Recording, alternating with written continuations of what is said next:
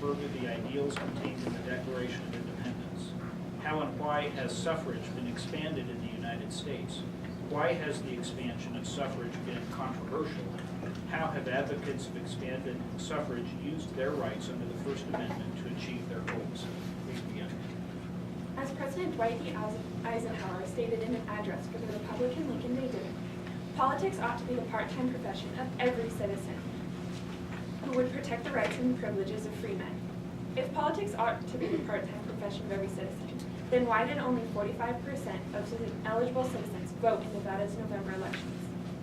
For much of the nation's history, voting rights were denied to sections of the population on the basis that voting is a political right left under the power of the states, and it is up to their discretion what parts of the population voting rights should be expanded to. During Andrew Jackson's presidency, suffrage was expanded to nearly all white males, but it was not until the 15th Amendment in 1870 that all males, regardless of race, color, or previous condition of servitude, were given the right to vote.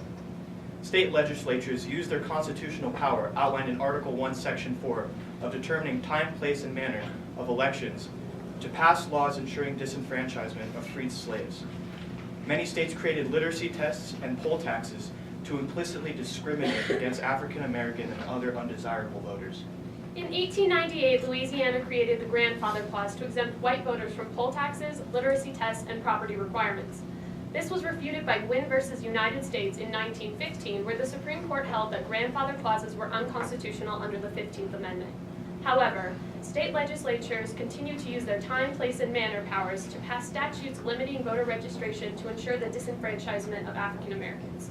In 1848, Elizabeth Cady Stanton exercised her First Amendment right in rewriting the Declaration of Independence to the Declaration of Rights and Sentiment, which included the rights for women to vote. In Minor versus Haverset in 1875, the Supreme Court upheld that women did not have the right to vote and that citizenship did not guarantee the right to vote. Novelist and sociologist Charlotte Perkins Gilman stated about the conditions of women pre-19th Amendment. Women had no voice in the management of the government, no control over her property, no control of her own children, no control even of her own person. If that is not a condition of slavery, it bears a close resemblance to it. Women were subjugated from the moment all men were created equal was written. Equality in any form is controversial, and therefore so was the 19th Amendment, which granted women's suffrage, contrary to the Minor v. Haverset decision. Other oppressed groups have fought for their suffrage using constitutional support with the First Amendment rights to freedom of speech, expression, and peaceful assembly.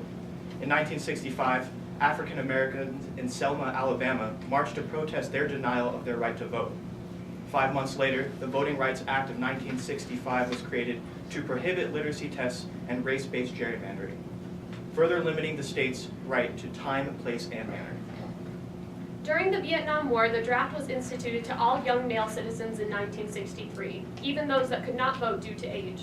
In order to expand suffrage to younger citizens, protests such as burning draft cards or fleeing to other countries began for lowering the voting age to 18, as younger citizens felt suffrage was valid so that they could have a say in their own war. By accessing their First Amendment rights, these younger citizens were able to overturn Oregon versus Mitchell and achieve the 26th Amendment. Today's citizens continue to face obstacles to suffrage. Currently, there are petitions to the NAACP to protect parts of the Voting Rights Act after Shelby County v. Holder struck down Section 4 of the Act in 2013. Challenge to voting also included voter ID laws, which can be implicitly discriminatory to minority populations. In October, the Supreme Court allowed a controversial Texas voter ID law to remain in effect. However, Justice Ruth Bader Ginsburg stated in her dissent that the law was purposefully discriminatory and was one that created a quasi-poll tax in an attempt to disenfranchise thousands of eligible voters. Thank you. Thank you for that opening presentation, and then this is the part where we get to ask you follow-up questions. So you mentioned how the voting age has changed a little bit over time. Do you believe that the voting age should be lowered even further, and why or why not? I believe the voting age should stay at 18 because when you turn 18, you get certain legal responsibilities, such as you're legally an adult, and, for example, men have to sign up for the draft. In Scotland, they had representatives of age 8 and up, and their government, when they didn't secede, they collapsed. So younger representation is not always better representation. I believe the voting age should be lowered to 16 because the problem that a lot of younger voters face is feeling that their uneducated and that their vote is going to be uneducated, so that often makes them shy away from voting. But if we got them involved at age 16, then they would learn the process, and by 18, they would be able to make educated choices about their vote. I disagree with my colleague James. As high school students, we receive the education on voting and on how to participate in government properly before we turn 18, so that when we are 18, we are properly prepared to do so. And I think that it is vital that we receive that type of education before we're allowed to vote. I disagree. I believe that the voting age should be lowered to 16. As you are 16, you are able to legally operate a large vehicle. If you're able to operate a large vehicle, you should have a say in your own government. What's the connection between these two? Well, in one sense, you have control over your life or another person's life in that vehicle. And in the other stance, when you're representing yourself and your government, you are following those ideals that are founded within the Declaration of Independence, that natural rights theory of the consent of the governed. You touched on this a little bit, but I want to go into it a little bit more. Why did women argue that the 14th Amendment gave them the right to vote, and how did the Supreme Court counter that argument? That argument was largely countered within Minor versus Happersett when it was upheld that women did not have the right to vote. The 14th Amendment was really formatted more as a Reformation amendment and applied more to African Americans. It has later been transformed into this overbearing, all-accepting amendment, but originally it was held for African Americans. Then, following up on that, how is the right to vote related to the principle of representative government? Well, voting is a way to represent, to have a say in who represents you in the government. So it is vital that people vote and have some sort of influence on who they're represented by, so that their decisions are somewhat heard. If we only have voter turnout in the 40% range, then are we really getting an accurate representation of what our citizens want? That's why voting is so important, because by voting, you're putting forth your ideas of what you want to see reflected in government. The other ideal in that people who are not voting is tacit consent. By not voting, they just agree with whatever representation they happen to get by the other portion of the population that does turn out. I have a question about property rights. What reasoning supported tying the right to vote to property ownership? And do you agree or disagree with that reasoning? And please give reasons for that. Tying voting rights to property rights was founded in the idea that in owning property, you had a vested stake in your community, and therefore you should be able to vote to govern what happens in your community. This idea I completely disagree with. Just because you don't own property doesn't mean you don't have a vested interest in your community. A person that is a citizen of this country should be able to vote, as they are affected by all of the laws that legislators make. Also, in today's context, certain legal aliens in Maryland, under Maryland Code, are given the right to vote in local elections, which allows them to have an influence in the community that they live in, which follows the same ideals of originally having property to vote, in that they have a vested stake in the community already, so that they need a vote to have representation there. So originally, tying the right to vote to property ownership has something to do with having a vested stake in the community, I think you said. If voting participation is down, and a lot of the younger people don't own houses, don't own much property anyway, why not raise the voting age and tie it more to property, so that the people that do vote have more skin in the game and get better participation? Is there anything wrong with that line of reasoning? In that line of reasoning, having property as a prerequisite for voting wouldn't work, because as younger citizens, we go to school and we contribute to the economy by having jobs, and we need representation in order to have that representation affect how the economy runs through legislation. Furthermore, just because someone doesn't own property doesn't mean that they don't pay taxes or contribute to the community.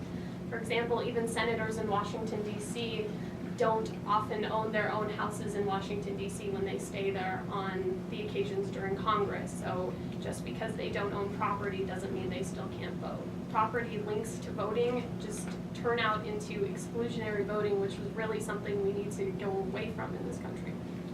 Tying voting rights to property rights and raising the voting age would disenfranchise a large portion of our population, people who might not own property, and those are generally people who are poor. And this is one of our problems that we face today, is getting people poor socioeconomic backgrounds to come in and vote, breaking down barriers for them. Since our history has kind of shown that we're trying to include more and more people,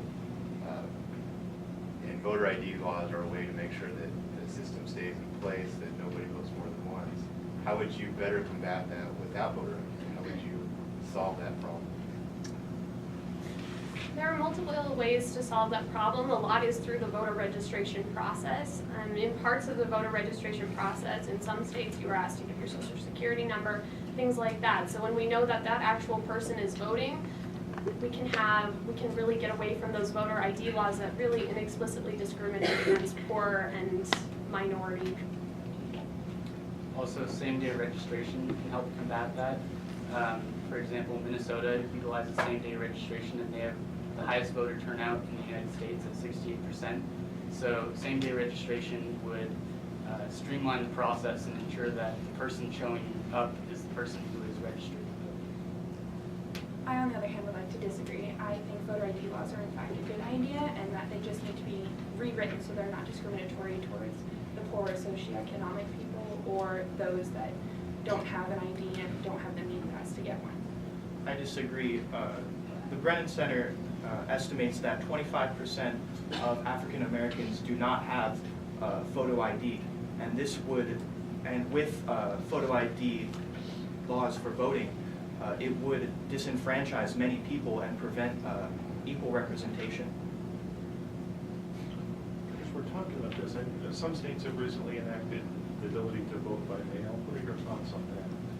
Voting by mail, it really increases the voter turnout. For example, Oregon is a state that has voting by mail, and they have a significantly higher voting turnout than, say, Nevada does.